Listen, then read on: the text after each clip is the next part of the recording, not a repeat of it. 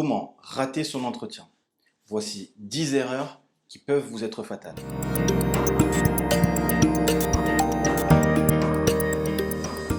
Salut et bienvenue sur notre chaîne. Je suis Cédric du cabinet Connect Consulting Recrutement et ici j'aborde tous les sujets liés à la recherche d'emploi, au recrutement et à votre évolution de carrière. Dans chacune de nos vidéos, je vous dévoile astuces et méthodes pour réussir professionnellement. Si cette thématique vous intéresse, je vous invite à faire deux choses. La première, abonnez-vous à la chaîne et activez les notifications en cliquant sur la cloche pour être informé de la parution de nos vidéos hebdomadaires qui vont vous apporter l'ensemble des conseils pour développer tout votre potentiel en entreprise.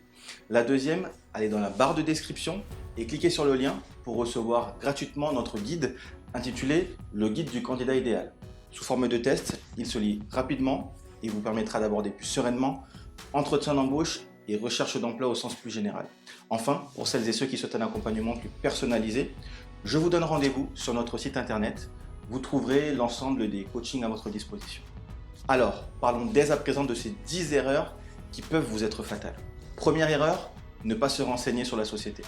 Comme je l'ai dit précédemment dans la vidéo sur les 10 conseils pour réussir son entretien, il faut impérativement se renseigner sur la société. Rien de pire pour un recruteur que de recevoir un candidat ou une candidate qui ne connaît rien de la société, qui ne sait pas quels sont les produits et services de la société et qui ne connaît tout simplement rien de la société. On lui pose la question: vous connaissez notre société? Non, je connais pas. Ça, c'est une erreur qui peut vous être fatale. Renseignez-vous. Deuxième erreur, arriver trop en avance en entretien. On n'y pense pas souvent.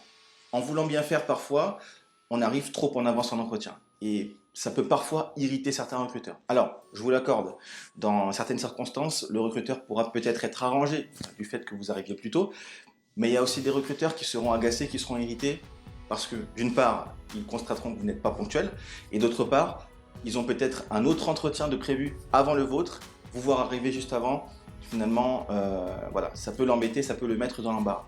Donc, prenez le temps effectivement d'arriver en avance. Je vous conseille d'arriver entre 10 et 15 minutes en avance dans les locaux et évidemment d'arriver sur les lieux, en tout cas dans le quartier, au minimum 30 minutes avant votre entretien pour éviter évidemment tout retard. Troisième erreur, arriver en retard. Alors c'est une erreur connue de tous, mais qui malheureusement écarte un grand nombre de candidats chaque jour au cours des entretiens. Il est donc important pour vous d'arriver à l'heure, 10-15 minutes avant l'entretien. Malheureusement, il peut arriver que vous soyez en retard. Des retards dans les transports en commun, parce qu'il y a eu un gros accident sur la route.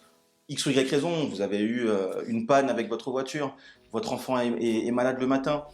Bref, ce qu'il faut impérativement faire, c'est prévenir votre interlocuteur. Comment? La première chose, l'appeler. Si vous ne l'avez pas, laissez-lui un message vocal, doublé d'un mail. Quand prévenir le recruteur du retard? Évidemment, lorsqu'on a rendez-vous à 10h, on ne prévient pas son interlocuteur à 10h ou à 9h50. Généralement, lorsqu'on arrive en retard et qu'on a prévu d'arriver 30 minutes en avance sur les lieux, on peut se dire que voilà, j'ai rendez-vous à 10h, il est 9h30, je sens que je risque d'arriver peut-être avec 5 ou 10 minutes de retard. C'est à ce moment-là qu'il faut prévenir le recruteur. Quatrième erreur, avoir une tenue non adaptée à l'entretien. Alors, j'en ai parlé également dans ma vidéo sur les 10 conseils pour réussir votre entretien. Vous allez devoir adapter votre tenue en fonction du poste et de la société.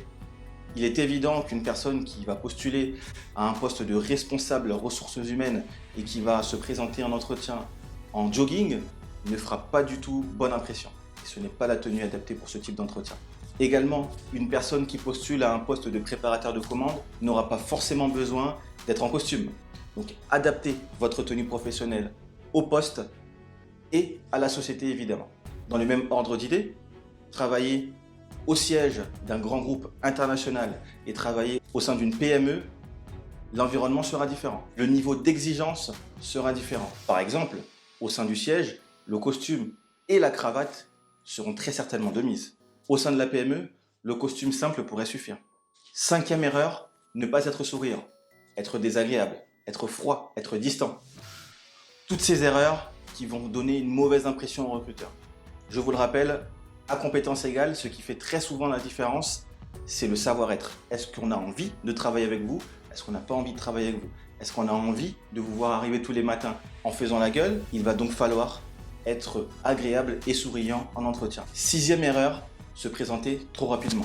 Vous avez des compétences, vous avez des connaissances acquises au cours d'une expérience ou de plusieurs expériences. Vous devez être en mesure de vous présenter, et ce, en minimum 5 minutes. Se présenter en 2 minutes est bien trop court et traduit très souvent un manque de préparation.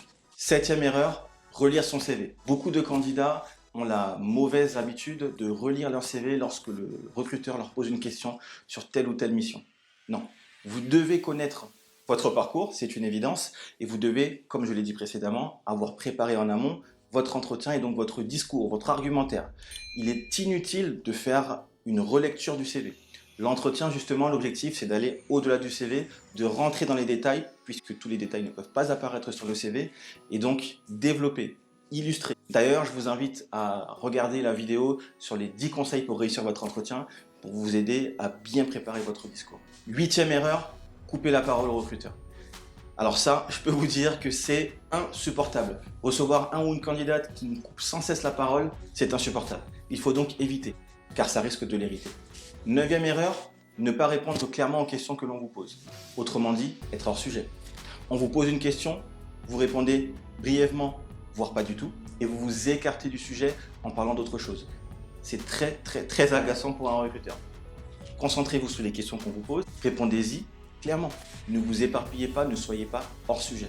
Enfin, 10e erreur, ne pas poser de questions. Cela va tout simplement donner l'impression au recruteur que vous n'êtes pas intéressé plus que ça finalement par le poste, voire par la société, et que vous passez cet entretien peut-être un petit peu au hasard, ou que c'est un entretien parmi les autres. Les recruteurs aujourd'hui ont l'embarras du choix. Il faut garder à l'esprit que vous allez être en concurrence avec d'autres candidats et d'autres candidates. Préparez toujours des questions à poser. Quelle est la taille de l'équipe? Quels sont les logiciels demandés? Réfléchissez aux zones d'ombre qui persistent en fin d'entretien et posez les questions. Dites-moi dans les commentaires ce que vous pensez de ces erreurs. Si la vidéo vous a plu, n'hésitez pas à mettre un pouce vers le haut. Partagez-la également autour de vous afin qu'elle puisse aider un maximum de personnes. Quant à moi, je vous remercie et vous dis à très bientôt. Ciao.